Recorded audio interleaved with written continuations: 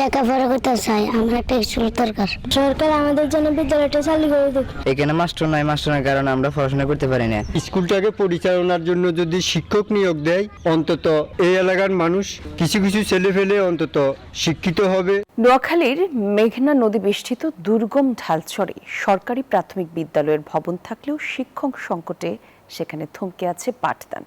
প্রাতিষ্ঠানিক সুযোগ না থাকায় চরম দারিদ্র্যের মধ্যে দিয়ে অক্ষরজ্ঞান ছাড়াই বেড়ে উঠছে চরের শিশুরা।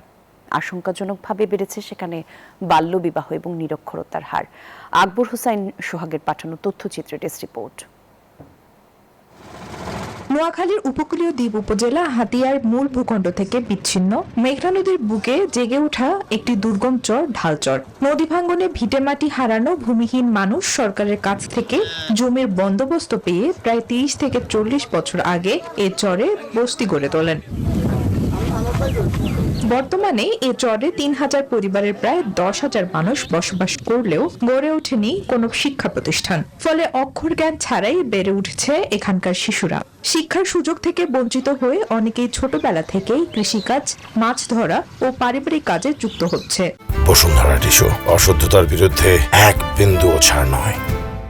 আমি লেখাপড়া করতে চাই, আমরা একটা স্কুল দরকার। সরকার আমাদের জন্য বিদ্যালয়টা চালু করে দিক। এখানে মাস্টার নাই, মাস্টারের কারণে আমরা পড়াশোনা করতে পারি না। স্কুলটাকে পরিচালনার জন্য যদি শিক্ষক নিয়োগ দেয়, অন্তত এই এলাকার মানুষ কিছু কিছু ছেলে ফেলে অন্তত শিক্ষিত হবে।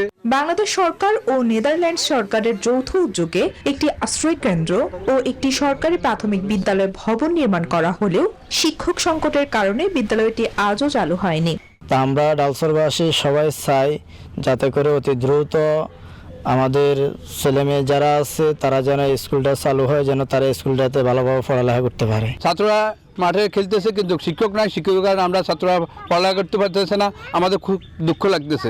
বিষয়টি স্বীকার করে নোয়াখালী জেলা প্রাথমিক শিক্ষা কর্মকর্তা জানান, চরাঞ্চলের শিশুদের শিক্ষার আওতায় আনতে কাজ করছেন তারা। ঢালচরে একটি প্রাথমিক বিদ্যালয় স্থাপন করা যায় কিনা সেই বিষয়ে আমরা ঊর্ধ্বতন কর্তৃপক্ষের সাথে যোগাযোগ করব। আমাদের প্রাথমিক ও গণশিক্ষা মন্ত্রণালয় এবং অধিদপ্তরকে আমরা অবহিত করব। প্রশাসনিক প্রক্রিয়া শেষ করে কবে নাগাদ বিদ্যালয়টিতে পাঠদান শুরু হবে সেই অপেক্ষায় রয়েছেন স্থানীয় বাসিন্দারা। Desk report, news 24।